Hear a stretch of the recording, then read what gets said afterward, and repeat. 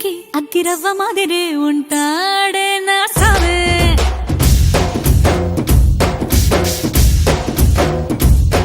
మెత్తాని పత్తి పువ్వుల మరే సంటో